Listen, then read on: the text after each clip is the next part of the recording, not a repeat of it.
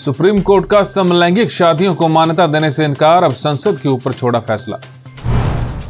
पंजाब में सामने I triple murder की वारदात, नशेड़ी शख्स ने भाई भाभी की हत्या कर भतीजे को नहर में फेंका।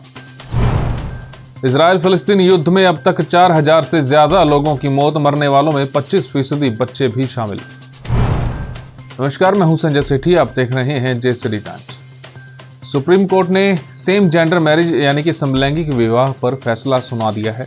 सुप्रीम कोर्ट की 5 जजों वाली बेंच का फैसला बटा हुआ आया है। सीजेआई DY चंद्रचूड़ ने सबसे पहले अपना फैसला सुनाते हुए समलैंगिक शादी को मान्यता देने से इनकार कर दिया। सीजेआई ने कहा कि यह संसद के अधिकार क्षेत्र का मामला है। हालांकि सीजेआई ने समलैंगिक जोड़े को बच्चा गोद लेने का अधिकार दिया है। यूपी के मेरठ में आज सुबह साबुन बनाने की फैक्ट्री में जबरदस्त धमाका हो गया। धमाका इतना जोरदार था कि पूरी बिल्डिंग जमींदोज हो गई। इस दौरान फैक्ट्री में काम कर रहे मजदूर मलबे में दब गए। हादसे में 4 लोगों की मौत हो चुकी है, जबकि कई लोग घायल हुए हैं। घायलों का इलाज अस्पताल में जारी है। पंजाब के मोहाली से एक ट्रिपल मर्डर का सनसनीखेज मामला सामने आया है, जहां एक नशेड़ी युवक ने बड़े भाई, भाभी और 2 साल के भतीजे को मौत के घाट उतार दिया। घटना की सूचना मिलते ही पुलिस मौके पर पहुंची और शव को कब्जे में ले लिया। आरोपी लखविंदर सिंह को गिरफ्तार भी कर लिया गया है।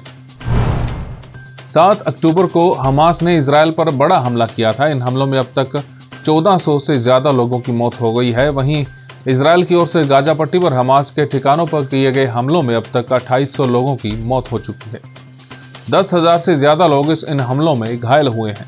इजराइल और हमास के बीच 10 दिन से चलता युद्ध कब खत्म होगा, इसका कोई पता नहीं है। लेकिन इतना जरूर है कि जब अगले साल 6 जनवरी को विश्व युद्ध अनाथ दिवस होगा तो युद्ध में अनाथ होने वाले बच्चों का आंकड़ा एक बार फिर बढ़ जाएगा। इस युद्ध का सबसे कड़वा सच ये है कि इस युद्ध में दोनों तरफ जान गंवाने वाले 25% बच्चे शामिल हैं, यानी कि हर चौथा शव बच्चे का है। आतंकी संगठन हमास का एक और कारनामा सामने आया है।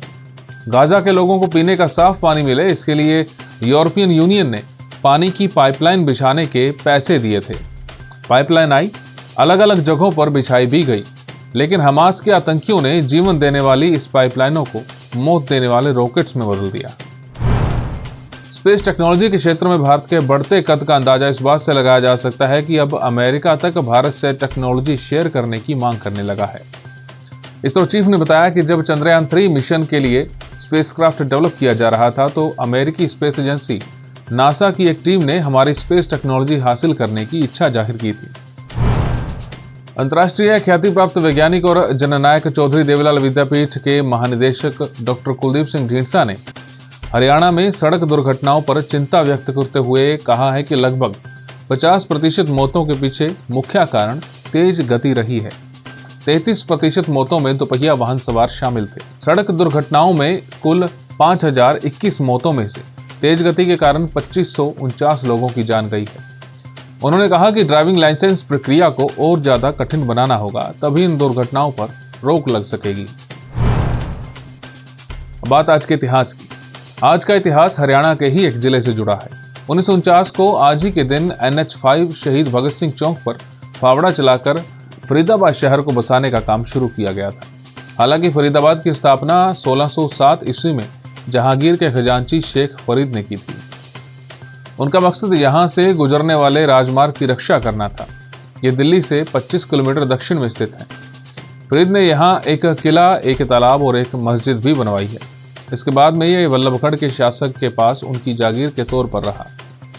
यहाँ के शासकों ने सन 1857 के पहले स्वतंत्रता संग्राम में महत्वपूर्ण भूमिका निभाई। इससे अंग्रेजों ने फरीदाबाद को अपने अधिकार में ले लिया। सन 1947 में जब आज़ादी प्राप्त हुई तो फरीदाबाद एक अविकसित क्षेत्र था। देश के विभाजन के बाद पश्चिमी पंजाब और उत्तरी पश्चिमी सीमा प्रांत से विस्थापित परिवार फरीदाबाद में आकर बसे। उसी दिन 17 अक्टूबर 1949 को फरीदाबाद का स्थापना दिवस माना जाता है। हमारी इस खास पेशकश में फिलहाल इतना ही। देश और दुनिया की तमाम खबरों के लिए आप देखते रहिए जे टाइम्स।